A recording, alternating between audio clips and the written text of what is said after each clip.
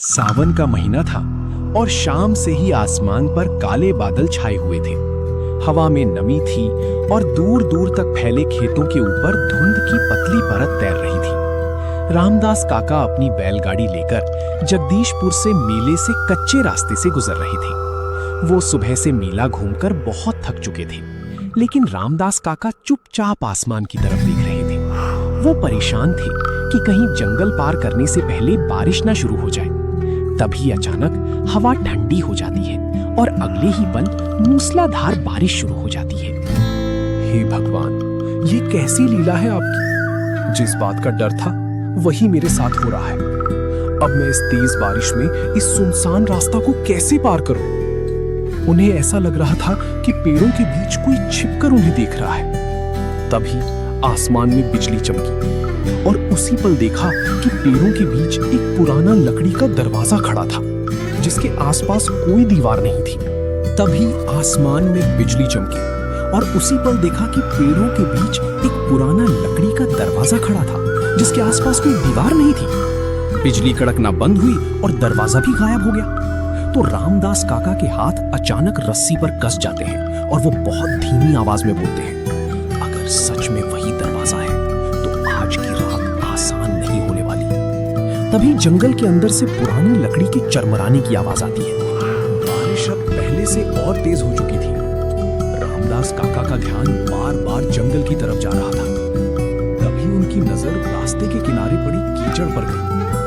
वहां ताजा पैरों के निशान बने हुए थे, जैसे कोई बारिश में चलता हुआ अभी अभी वहां से गुजरा हो। कुछ देर बाद आसमान में फिर बिजली चमकती है और रामदास काका को फिर से वही दरवाजा और इस बार वहां एक धुंधली आकृति परछाई स्थिर खड़ी दिखाई देती है।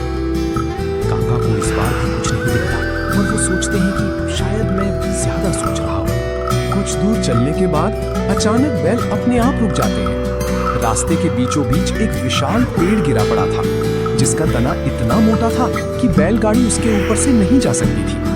रामदास काका कहते हैं, काका बैलगाड़ी से उतरकर पेड़ के पास जाकर देखते हैं। वहां इनका दोस्त रामू खड़ा था। काका बोलते हैं, अरे भाई रामू, तुम ये क्या कर रहे हो?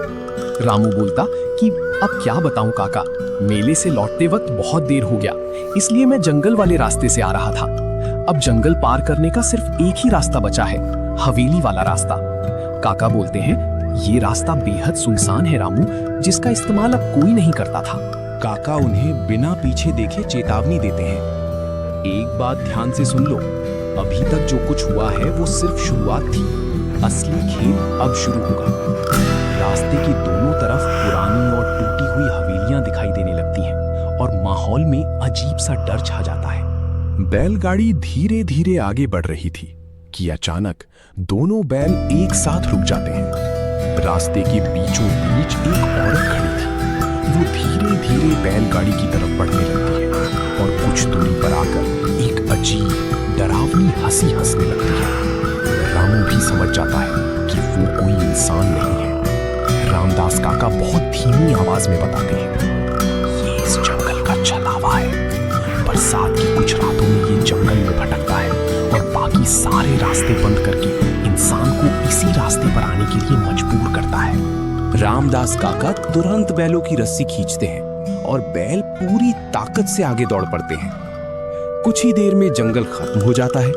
सामने खुले खेत और दूर गांव दिखाई देती है। दोनों राहत की सांस लेते हैं।